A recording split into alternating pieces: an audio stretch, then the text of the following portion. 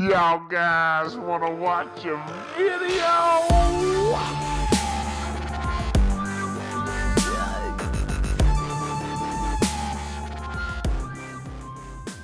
Shalom, welcome back everybody to NoonISH Plays. My name is Rob Flavin, and today we're going to be doing something a little different that I've wanted to do ever since I kind of finished with Until Dawn, but never really got around to. We're going to be doing I guess a final thoughts video, or a breakdown video, or an afterthoughts video of a game that I recently finished, which was Firewatch. So Firewatch is a single-player, first-person mystery set in Wyoming wilderness, where your only emotional lifeline is the person on the other end of the handheld radio.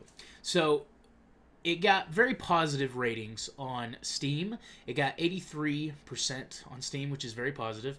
That is from over 10,000 reviews. So that's pretty amazing. It starts out where you're new to the job. You basically are in charge of your outpost, and you're basically supposed to just firewatch. It goes into it even further. There's a mystery set behind it. There's a backpack with a kid's camera in it, and you're like, wow, this is really weird that this is here. And then you get into it more, and it develops that story of the kid and his father, who were the previous Outlook people there. And so basically what I got out of it, it left open for interpretation at the end too. So at the ending, you really don't know what you're going to be doing as a person, but that whole story ends there. So, I mean, having a story that you leave open-ended for people to come up with their own interpretation, or your own fanfics, as you will, or if you could, that to me, I like that, because Lost was like that on ABC.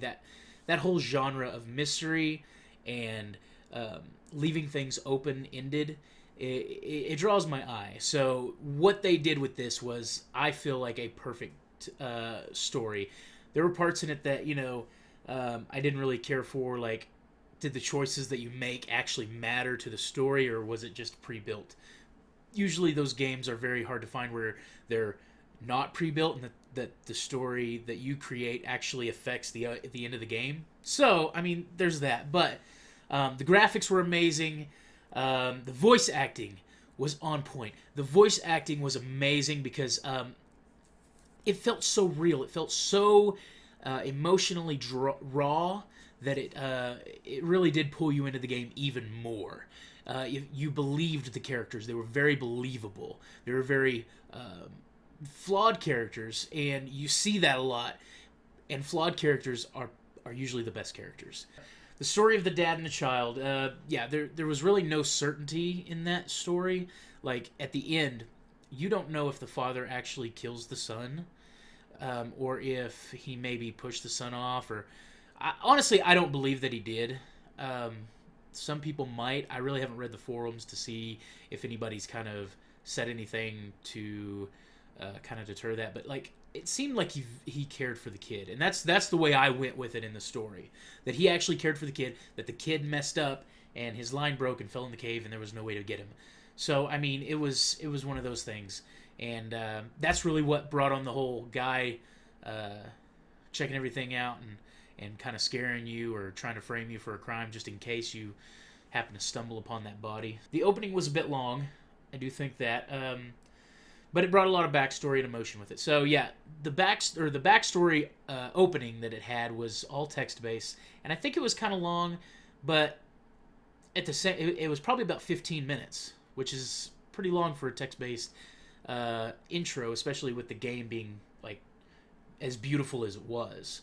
But I think they did very well with the background kind of visuals that it had, like emotion. It was like emotion in the background, and this kind of the sounds of the bar or whatnot. If you're in a bar setting, in the text, it kind of sounded like you were. So, like I said, the audio and the vocals and all of that acting was amazing. So they did it very well. I think it was still a bit long, but yeah, it still built up a tearjerker, so I'm fine with it. It pays off, so I mean that's okay. That and if my decisions actually in the game made a difference at all, those were my only two complaints with it.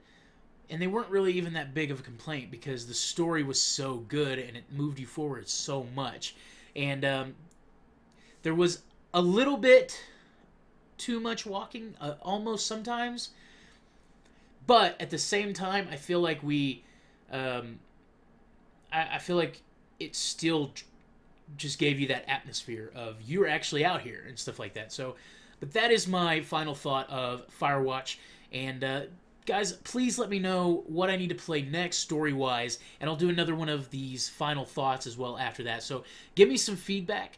Let me know what you thought of Firewatch. Let me know what you thought of this video. Give it a like. Please, guys, subscribe.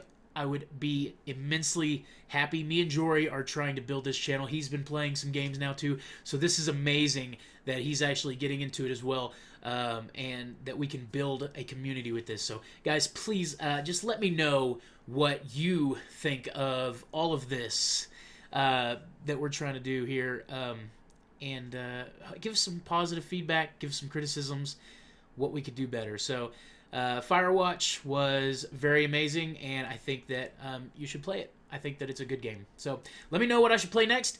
Thank you guys very much. I'll see you next time. Oh, well, you're back at your tower. Maybe you need a drink too. I'm not at my tower. Looking at a man standing in your lookout, and it's not you. It's not me. Oh my god, go. I'm going. Okay, run. Run back to the tower. Oh, crap, dude.